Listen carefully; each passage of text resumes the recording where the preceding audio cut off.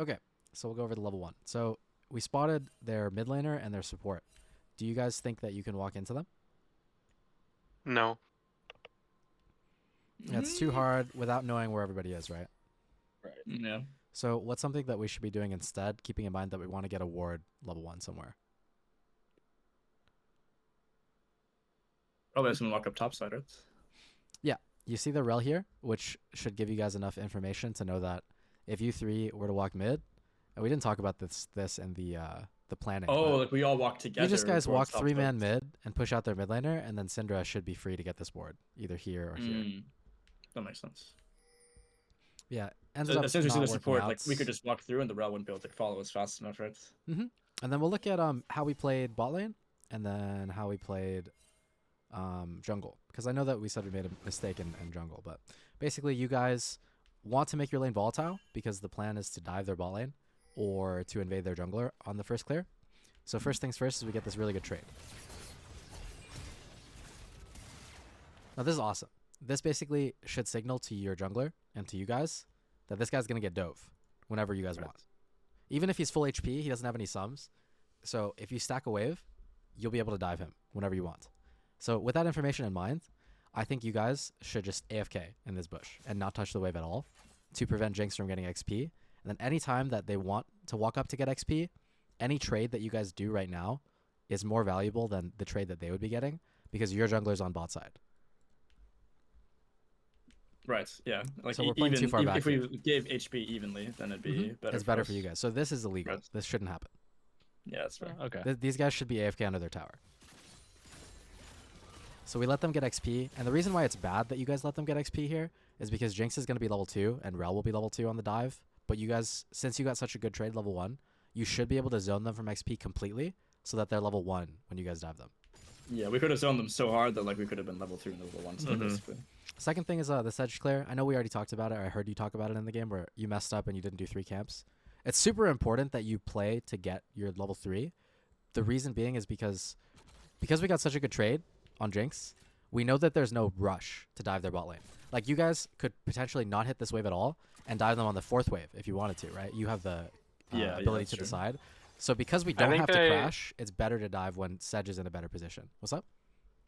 I did, like, I probably shouldn't have felt that way, but I did feel pressured to get there soon, and I feel like that might have subconsciously made me forget that I need to do Raptors. Right. That makes sense. It's like, oh, you feel like you have to dive this bot lane or it's bad. And the reason why that's not the case is just because of the matchup. Ashe outranges Jinx, and Jinx is too low to fight. So the way that these guys would play the game is if like they were able to trade with you and fight you to get CS, but they're too low to do that. So I guess it's kind of on you guys to coordinate with your jungler, but it starts from when you guys get that first trade. As soon as you get that trade, I think you guys should tell Jason that, yeah, we can dive Jinx whenever we want.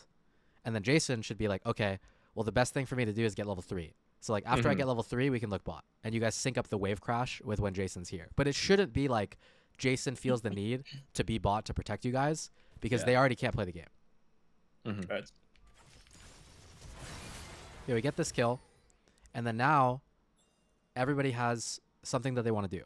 For Sedge, it feels really bad because you're level 2. And in order for you to stay on the map and protect your top camps, because we know that we just dove their bot lane, you know, their Gwen's not here. We just saw him on Raptors. He might invade our top side. That's the next thing that's going to happen in this game.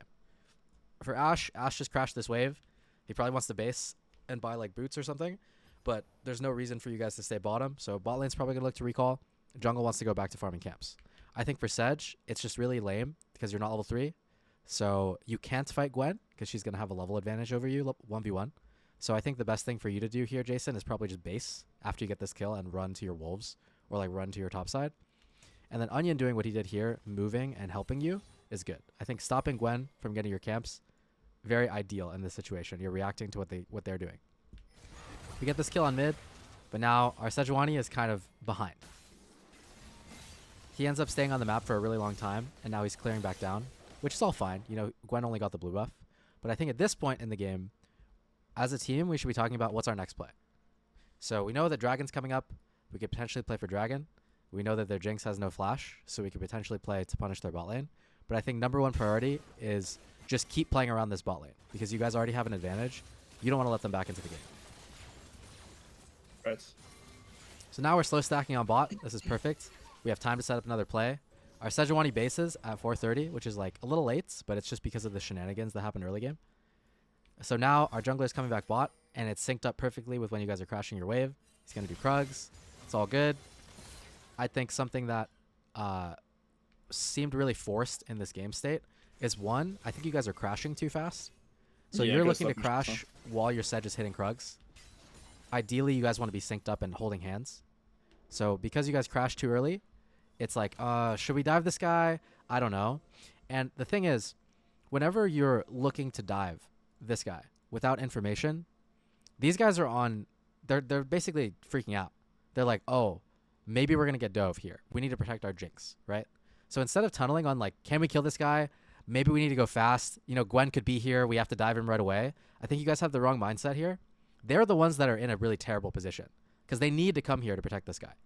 You guys have all of the control Oh, in so we this can area. just go turn on the rest of them. We can Yes. look at the So Gwen, while look this at the guy's Roam. AFK farming this wave, Ashe could be here hitting the plate, and Poppy and Sedge could run in here and find them in jungle. Because you guys win any fight right now, right? You're level 5 on Right. Ashe. So push them Right. out and prioritize. Instead of going here, like walk here. Go find Gwen. Make it impossible for Rel to miss or to get to bot lane because he just showed mid. And you'll make Rel miss all of this. So now your Right, support's and, going to be level and the 6. and the Jinx can't really rotate to a fight either because she has this fat wave to catch. Exactly. So don't think of Right. these kinds of plays as like we need to do something. You're basically forcing them to respond. And all you have to do is think about like where they could be. If you don't know where they are, prioritize getting the control. You guys could walk where Sedge is right now as 3. Oh, Gwen's here under tower as 2, and now they're sharing XP on 2 people. And Rel isn't going to be a part of this play at all. You guys could back off and even do the crab or find Rel in jungle or do dragon. You have a lot of different options here. But think of this wave as just like a fire that they have to put out. And if you go all the way over here, you don't see anybody, then you can dive Jinx. Jinx is dead whenever you guys want. But don't force this play because this is basically giving them an out to the situation. They see all of you guys, right? So now Rel Right. is safe to face check this. Gwen is safe to walk under tower. But if you guys aren't showing this whole time, they're just terrified. They can't face check you guys without Jinx, and Jinx is stuck here. Okay. That makes sense. Yeah, think of it more as like you're trapping this guy under tower and using him being stuck here to go find them in the jungle. He's the bait. He's the bait. And Yeah, exactly. We're trapping the rest of them. So that leads into this really awkward sequence where because we forced the dive and we weren't talking about Shen 6, now we took a play where we should be able to take everything. We should be able to take this. We should be able to get a plate bottom. We should be able to keep push mid. We should be able to get dragon. There's nothing they can do to now they're bailed out. Right. I see. And then you guys end That up makes a losing lot of dragon sense. here. So yeah, we're in a game state where we can't lose. We just won the game. We dove their Jinx. He's down 2 levels. They got dragon. Like, Right. that should never happen in a million Right. years. If this happened in a pro game, we're remaking. Like, what happened, guys? But yeah, it's all good. That's just basically when this happened a lot where you guys are in the driver's seat and you have the ability to make whatever decisions you want. And you're doing the right thing of, yo, let's force them to respond to this wave under tower. Or like, yo, let's pressure this tower and make somebody show there. But I think it's like, if there are people showing there, you don't have to force the dive. You just use them being stuck under tower to go do something else. Like take control of their jungle. Or like take control of an objective. Right. All right. So the next thing that we want to do, I would say in this game state, what you guys were doing of using your timers to go pressure this bot tower and make sure that Jinx can't get into the game was really good. I think we used this round to do the grubby grubs, which is totally fine. We see their Rel and Jinx bottom. I think there was a really big line of communication that was missing here. So if we look at the map like holistically, we're going to get these for free. We don't know where Gwen is. Shen is not diveable. That's a Shen. You can't ever kill this guy. But we do have mid prio whenever we want, and we have grubs for free. And we're winning bots. We have ulti on Ashe. We could potentially look to make a play with Ashe ulti. Sedge wants to get 6. So keeping all this in mind, I think we talked about this a little bit before, but if you guys aren't going to contest an objective, the next best thing that you should do is trade, right? Mhm. So if you're their team and they're not contesting this objective, this should signal to you guys that they want to trade. What could they possibly trade for at this timer? They could dive me bot here, right? Right. They could dive you bot, or they could play for our bot camps, right? Mm. So we already got this win here. As soon as you guys get the objective for free on the map, I think the number one priority is to get back to bot lane and to protect your bot camps and stop them from trading. It's like Okay. if you index after you get this here into putting resources top or making a play mid, you're letting their bot lane breathe and play the game. But their bot lane shouldn't ever be able to breathe and play the game. I think Right. as long as you're able to make sure that this Ashe can always farm and make sure that they can never steal your camps, you're going to be in a winning position. So I don't mind this mid look on Xerath. You just one-shot him. But after this, I think everybody should be in the mindset of, okay, we're just going to get Sedge 6, we're going to control bot river, and we're going to start playing for this tower. You guys want to put them on a timer and just keep your snowball. Any time that you spend not hitting camps and looking somewhere else, like looking top or doing anything on this side of the map, is just letting this guy play the game. And you're also letting Gwen catch back up by letting her take your camps. So look at what ends up happening here. Sedge ends up basing. I think, actually, no, he ends up staying on the map. You guys are looking top. Imagine if you are their team right now. You see Poppy is top, and you're Gwen hitting blue buff. You're like, oh, maybe we could go, can we dive their Ashe? Can we go play for their bot camps? But all of a sudden, because we're showing top here, they now have a way back into the game. They have Shen ulti. He's never going to get dove. You guys need to crash this wave. It's really awkward. I don't know if they end up punishing you guys for this, but you're just allowing them time to play. Yeah, Jinx they had a gets to turn where they push could have, like, bots. four-man dove maybe Yeah, potentially. it's pretty bad what ends up happening here. I wouldn't say like it's too bad to to hover top in case Shen's fighting to the death and maybe you kill him, but showing and revealing where you are, especially when they're trying to push out bots, is just basically bailing them out of this bad situation. Okay, next one. So we saw Rel here for 1 second on Vision. Yone is fighting around top. So we know that their next play, because their junglers here and their supports here, is probably going to be somewhere top. So I think for Yone, I think it's important that you make sure that you keep your condition high, and you can kind of bait them to come gank you. But as long as Yone doesn't die, it's chill for you guys. His job is just to play weak side, defend the tower, stop them from taking top plates. And your guys' job should be, okay, we want to keep snowballing our Ashe and prevent this Jinx from playing the game. So the first mistake I see is that Sedge is basing right now. I don't think we should base because they showed what they're doing. They showed that Gwen cannot be here for this play, and they showed that Rel cannot be here because she's here. So that means this wave and this wave should not be allowed to be touched by this Jinx. Alone, this Jinx should not be able to auto-attack one minion at all until his team is there to protect him. So the first thing that... Wait, what's up? So I was just gonna say, I think in game Jason was saying he wanted to recall because he had items and he wanted to like get ready for draft. Yeah. Draft was coming up. It was Right. up in like a minute. And I think that that's pretty safe to do most of the time. But I would just say in this case, kind of reacting to what they're doing, it's not bad to base and be on time for the map for Dragon, because that's what we talked about, prioritizing stacking dragons. But if we look at the map here,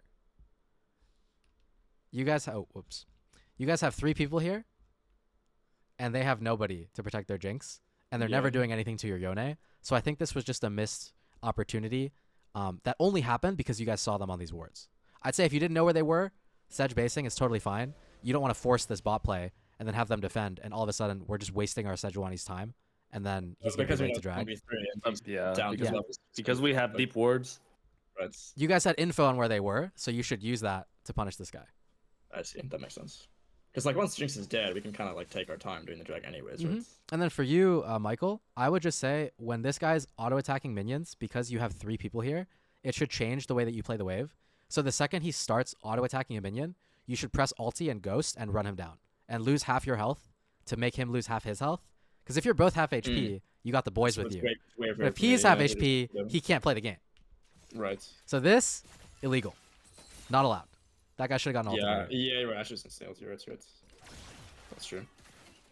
I was thinking of like trading with him when he autos because I knew even HP trade would be good, but I didn't think it was like instant ulti him. But yeah, that's a good point. How did I tank that, by the way? I swear Onion hit her hit first. I think you're. Oh, good dodges. Nice. Okay. So next play should be to do the dragon. We talked about playing for drag. I think Michael stayed a bit too long because you have to base, which means Jinx is going to be able to push this wave into tower, and his team's coming bot side to help him. So I think we overstayed our tempo a bit here. That's fair. I ended up having to execute. This is a play that so teams will that's actually how do. you died. So some teams will actually make plays like this where they'll overstay their tempo because they know that the other team isn't here. The reason why you guys can do this is because right before you made this play, you saw that their Rel was top, and you saw that their Gwen was also top on red buff. So because you know that they were top, they never came bot to put these wards here. So as long as you sweep try, because usually AD carriers will ward try, and this isn't warded, you can safely assume that they have no vision here. So I would say when you're in this situation, it's fine to overstay tempo because they made the mistake of just leaving their Jinx out to dry. So you guys are just staying one more round and prioritizing getting this kill on Jinx. I would say to connect this to your mid laner, just make sure that everybody is involved in this play. Because if you guys are going to overstay on the map to look for a fight behind their tower, your Ashe is stuck here killing these minions. He needs to get his wave in. He doesn't want to just leave this wave and help you guys, right? So this is a two-man play. And if we think about the people on their team that could be here, they have Shen ulti, they have Rel missing, and they have Gwen missing, right? So this is potentially a fast 2v1 that could turn into a 2v4, right? Mm-hmm. Knowing this information, we should use our Syndra. Instead of him pushing this wave and humping Xerath mid, Syndra needs to involve himself and come to help you guys. Because if Syndra's on the way here, already moving, you guys get this kill, all of a sudden, it's like, oh, we have Syndra move. We can also kill this Gwen. He can't be here either. Right. But just everybody needs to be involved. If you guys are saying, I'm going to stay on the map, screw the dragon, we're going to overstay and kill their Jinx again because they have no wards, you need to involve your Syndra. we never called like, hey, can we get mid move or something on this play? You need to involve Whenever- Syndra. And then also, you need your Yone. He doesn't have to do anything here. He doesn't have to TP to help you guys. But Yone should also be pressuring top at the same time so that Shen can't ulti without dying. That's how you make this a 5-man play. Right. We end up executing. Gwen gets a trade kill. Gwen gets 2 kills. Terrible. You guys are in full control of the game. Their Jinx is 0-3. We just got 2 people just died. Horrible. Never let this happen. And that's just from communicating and getting everybody to do the same thing.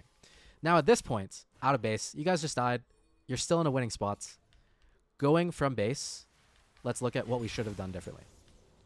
So Syndra just gets this bot wave, and he's desynced from you guys, and he wants to recall. So therefore, bot lane's going to come mid and catch 1 wave. I think if Syndra wanted to stay on the map, and you guys wanted to play for Dragon, these lane assignments are fine.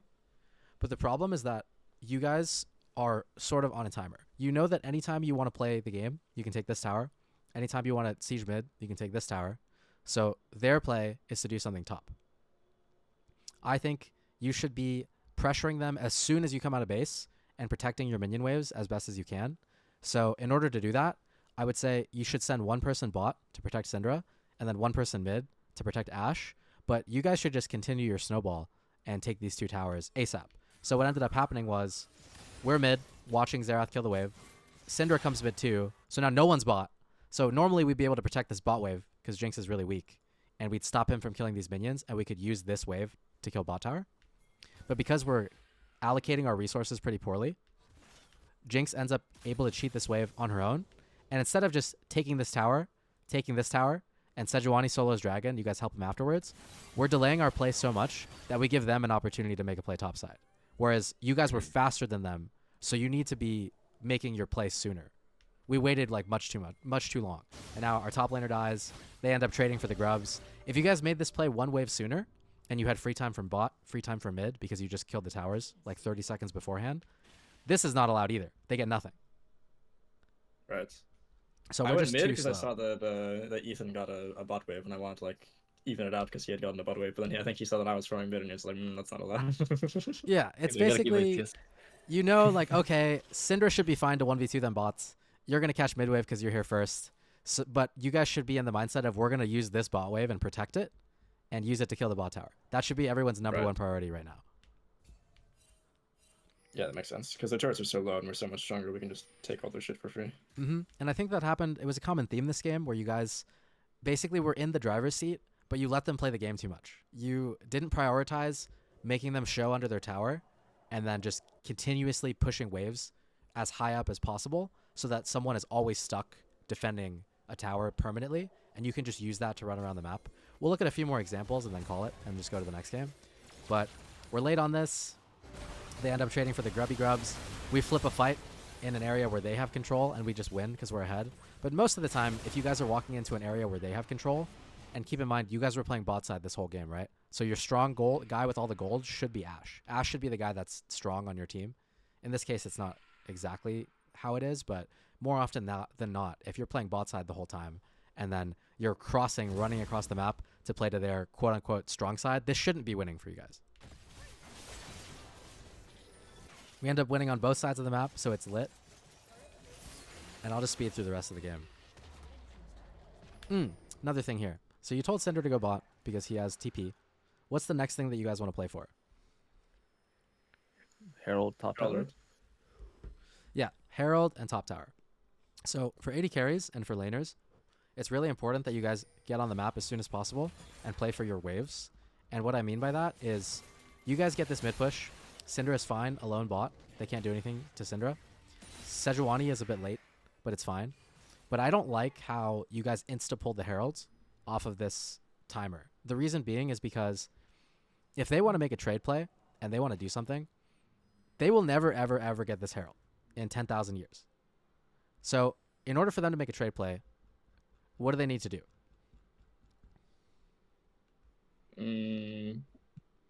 Push mid.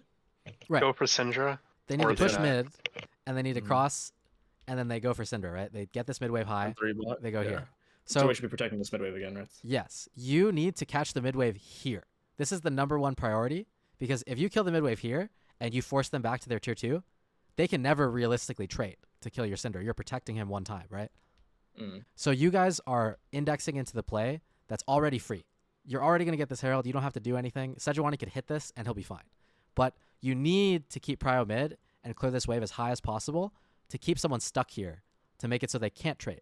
Because let's say Right. Xerath is here, stuck under tower. You spend one time walking in bot side, you put a ward on their wolves, you put a ward here. Now your Syndra is free, 1v3. Like, even if they all come bot, he'll have enough vision to play the game. Back off, right? And then after you put vision down one time for Syndra, you stop their trade play. Now you can just come here. By this time, Sejuani's done with the Herald. Rotate up here. Boom. They got nothing. You guys get 2 towers. And the game's over. Right. But you need to prioritize when you're winning, stopping them from making gold. Because if they come to fight you, you will win. If they show up to a team fight and stare at you, you guys will kill them 10 out of 10 times. So when you're in this game state, when it's like, okay, we want to start playing for top tower, we want to get heralds, don't focus so much on like, we need to take this objective. Focus on getting an ideal map state where all of their laners feel like they can't play. And then you can get whatever you want. But like, look at this. Right. Let's say Gwen shows bottom. We already pushed this mid wave. We have 3 people right here. We could just even take a dive mid-turn. mid. Yeah, we can take mid in their Right. face. Their Gwen's not here. Or Right. we could push out this Rel. Let's say Onion finds Rel while you guys are pushing the mid wave here. All of a sudden, you can cut this guy off, and now Rel's dead. But we didn't push this mid wave, which is what made this map pretty bad. I see. Like, tell me that this does not look illegal to you guys. Yeah, I don't know. I didn't want to walk up to a 1v1, but maybe I could have. No, you definitely can't walk up to him 1v1. I mean, you can, but you're probably not going to kill him because he has W. That's all you want, like 2-3 mid. Yeah, that's why the priority when you're playing for kind of things in mid game, like you want to take this, you want to take this, the way that you get access to this whole side of the map is by making sure that your AD carry can stand here. And whoever's clearing this mid wave, when you have more people mid than they do, should safely be able to walk the aggressive way to top. You should not have to kill this wave here when they're showing three people bottom and then walk around like this. This is very wrong. I think more often than not, the #1 priority in mid game is pushing mid as far as possible, having your support walk here, drop a ward here, drop a ward here, drop a ward here. This whole side of the map is your guys'. Everything is yours. Right. But because we didn't I do feel that, like we had a lot of control, but like our vision could be even deeper, right? Like, our and it's just vision's off of playing pretty around far. mid. So like, for example, Right. let's say we were doing this correctly. So Onion and Sedge don't need to show mid because you are safe to clear this wave 1v0. But Right. off of this mid prio, you want to push this wave and walk the aggressive way, right? So they should be standing in this bush with a sweeper, and they should be dropping wards deep in the enemy jungle. And if you guys don't see them at all, you know, hey, they're bottom. Right.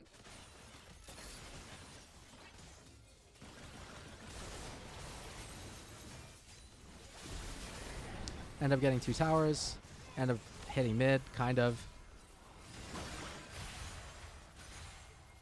But from here, I would say this is just a common theme. Just not pushing out your waves before things happen and giving them opportunities to trade and make gold. Like, for example, let's look at this state. So here on the map, Jinx is top. She's never going to be bottom, ever. You guys have 5 people coming bot side. You want to play for this dragon. I think that this is wrong still. So just like the last sequence we talked about, where the number one priority is to keep someone locked in here and prevent them from moving so that you can control this entire side of the map. We want to make sure that our teammates can play as high as possible on the mid wave. So it's important that we look at the waves. And if we look at this bot wave is already dead, or like pretty much dead, right? Like Cinder protected 2 creeps. But you guys are indexing resources into pushing out the Shen when he's already not going to touch this next wave. We need to put people mid to make someone show mid, and that way they can't be in their jungle here. Because if you make somebody show mid, keep them locked in here, and then walk in the aggressive way through bottom, anybody that's in here at this time can die. But when you guys walked in, you don't actually have prio in mid and bot. So even though you push them out and you kill them, you can't immediately, take a tower. Like the most you can get is dragon, but you want to push the waves before you make a play, because if you guys kill them right now, the next thing you have to do is go back mid and push the mid wave, and then go back bot and then push the bot wave. And by the time you push the wave, you walk there, push the wave, it walks all the way to tower, they're pretty much already respawned. So it's not actually beneficial to fight for control until you have your waves in, because it just limits what you're going to get from killing them. Does that make sense? Yeah, that makes sense.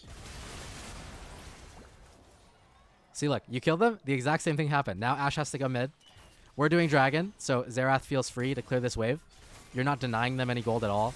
We're not able to push them out in bot side because we went there first instead of pushing our waves. 2 people are doing dragon. We want to be able to siege these towers right now, but we have to spend our time pushing the waves while they're dead instead of just getting the control when our waves are already in and then taking the towers right away. And we'll talk about sieging and late game and stuff like that later, but I think that's all I wanted to go over for now. Yeah, that makes a lot of sense.